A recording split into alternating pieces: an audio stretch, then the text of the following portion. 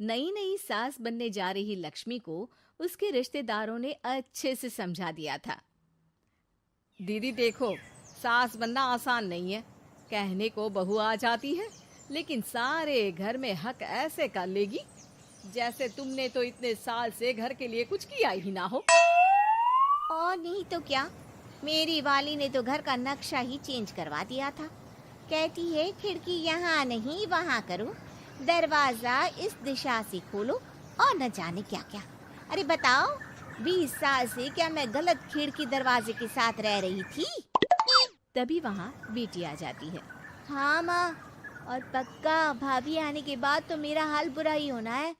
तुम हर बात पर मुझे इग्नोर करोगी। हे भगवान, इतना सब कुछ होता है बहू के आ जाने पर, मुझे तो पता ही नहीं था। अरे एक हमारा जमाना था। अरे हमारा जमाना तो भूल ही जाओ कि सास के हाथ में कमान होती थी और हम कठपुतली। जीवन भर कठपुतली ही रहना है, पहले सास की और अब बहू की। खैर, मुर्गे की अम्मा कब तक खैर मनाती। हो जाती है बेटी की शादी और घर आ जाती है प्यारी सी पल्लवी। माँ जी चाय लीजिए। सास जो कि पहले से डरी हुई थी, हाँ हाँ लाओ लाओ, लेकिन चाय पीते ही थू, अरे इसमें किरकिरा सा क्या है? चाय में चीनी तो है ही नहीं।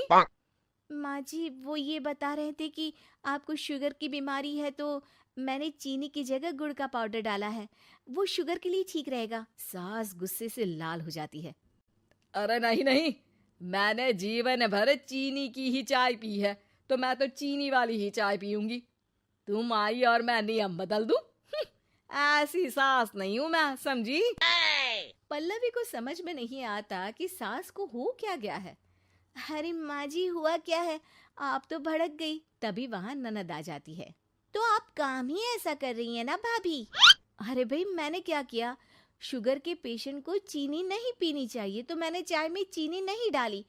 इसमें मुझे तो नहीं लगता कि मैंने कुछ गलत किया। भाभी पहली बात ये कि जबान चलाने की जरूरत नहीं है, क्योंकि हम लोगों को भी बोलना आता है।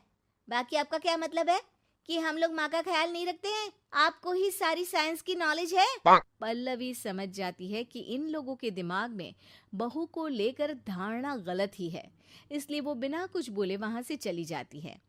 थोड़े दिनों बाद जब पल्लवी ड्राइंग रूम के पर्दे बदल रही थी, पंछी पन्नू उड़ती फिरूं मस्त गगन में, आज मैं आजाद हूँ दुनिया के चमन में।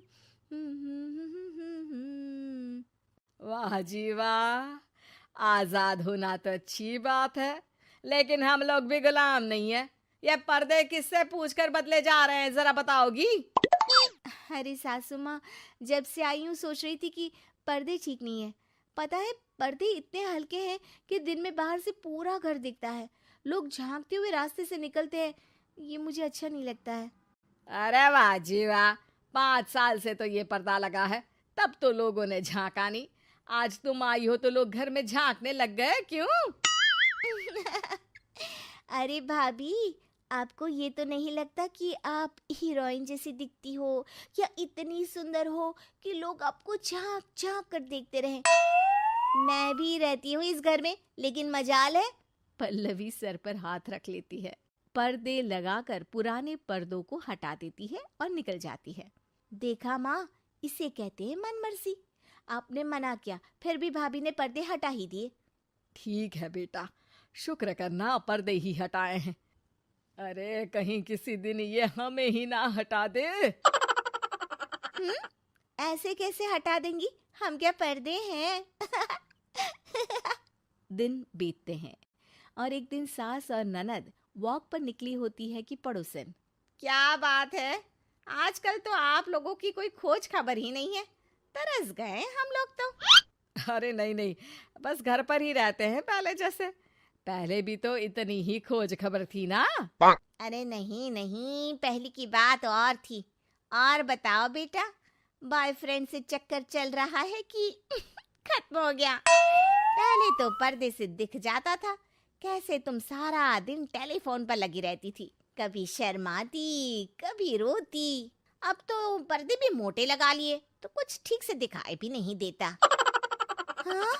नहीं, मतलब कोई ना, होता है इस उम्र में। और बताओ बहन जी, बेचारी बहू से तो पहले रोज तानेबाजी होती थी आपकी, रोज देखती थी कैसे उस पर आप दोनों मिलकर बरसा करती थी। अब ठीक है ना वो? चल बेटा, ये औरत तो पागल हो गई है। अरे पागल नहीं, आदत हो गई थी। जब मन उबा तो आपकी खिड़की से झांक लिया करती थी, अब कुछ दिखाई नहीं देता तो। सास और ननद घर आती हैं, जहां बहू पर्दों को बदलने के लिए खड़ी होती है। अरे ये क्या कर रही हो? आपने ही कहा था ना पर्दे बदल देना। अब उस दिन तो उतारे थे, सोचा धो कर लगाऊंगी, आज सूख गए हैं तो लगा देती हूँ। तभी ननद चिल्लाती है, अरे नहीं नहीं भाभी, ठीक है ये पर्दे रहने दो। वो पर्दे कम, सीसीटीवी ज्यादा थे पड़ोसियों के लिए। समझ में आ गया अब आपको? हाँ हाँ, आ गया। अब जरा चाय तो बना कर ला दे। पल्लवी सास को चाय लाकर जैसे ही देती है, चाय पीकर सास झूमने लगती है और जमीन पर गिर जाती है। हाय रे भाभी, क्या मिलाकर पिला दिया माँ को, वो तो गिर ही गई। तभी बेटा डॉक्टर लेकर आता है। चेकअप के बाद डॉक्टर कहते हैं, ओ माय गॉड, इनका तो शुगर लेवल बहुत बढ़ गया है। क्या ये चीनी खाती है? हाँ डॉक्टर साहब, मैंने कई बार इनको चीनी की चाय और मीठा के लिए मना किया, लेकिन ये मानती ही नहीं। माँ को कुछ होगा तो नहीं ना? वो ठीक तो हो जाएंगी ना?